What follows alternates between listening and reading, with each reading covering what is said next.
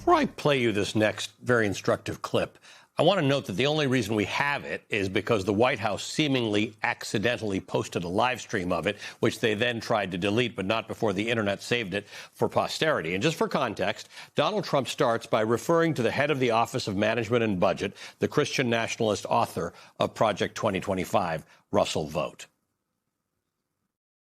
We can't take care of daycare. We're a big country. We have 50 states. We have all these other people. We're fighting wars. We can't take care of daycare.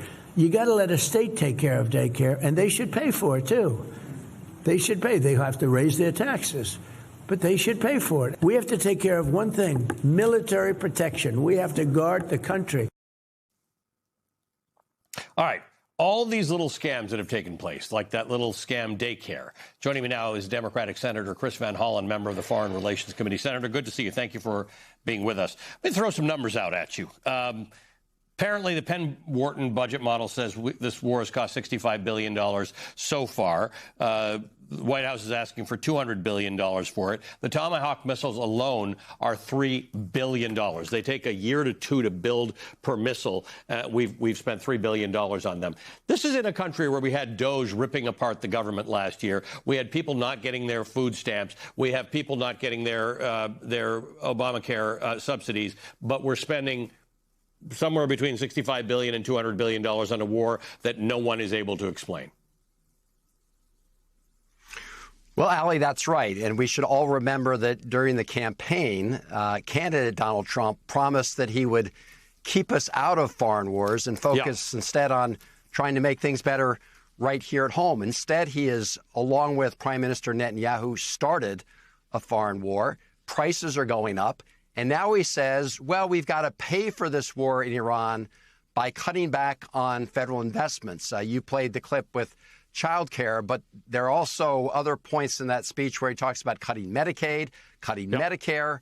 So the bottom line is the president who said he wouldn't start a war now wants to pay for it by cutting deeply into American health care programs and other programs that help American families here at home. But that's not that surprising, is it, Senator? I mean, you go back to the history of wars that America has started. One group tends to benefit from this very well, either oil producers or munitions makers. I mean, that's the nature of the game. It becomes too much money that we have to pay for a war, so you're going to have to cut it from the people who can least afford it. Well, that's exactly right. I mean, you've got defense contractors who are going to be raking it in, and other folks who are close to the president are going to be raking it in.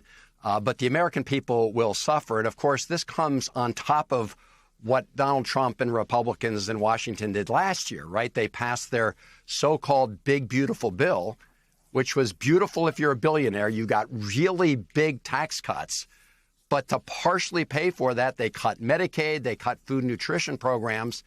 So now comes this year, and Donald Trump goes off and starts a war and says, well, we're going to have to cut back on Medicare. We're going to have to cut back on Medicaid. We're going to have to cut back on our efforts to make child care more affordable.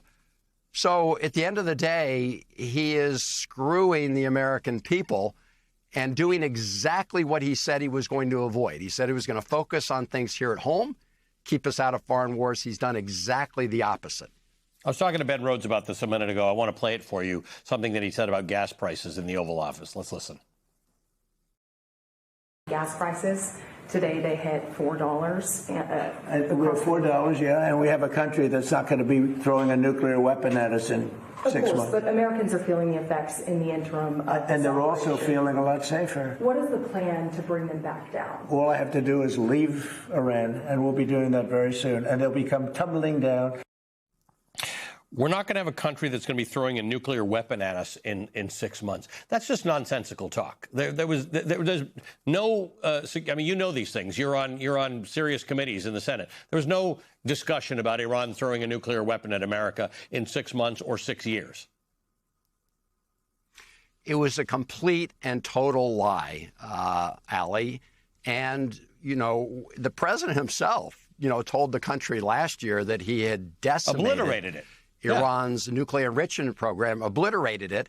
And then his DNI, Tulsi Gabbard, testified publicly the other day that Iran has made no effort to try to reconstitute that nuclear enrichment program. And so that was just a complete and total lie. And as you and Ben Rhodes discussed, I mean, they're nowhere near any kind of ballistic missile that can reach the United States. So this was all a fabrication by the President of the United States to try to justify his actions while Americans are hurting here at home. We've lost 13 of our service members, hundreds wounded.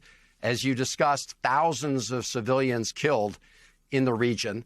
And we're paying $2 billion a day, we, the American taxpayers, while gas prices are going up. And now Donald Trump says, well, you know, we've got to cut back on other investments that are important to the American people.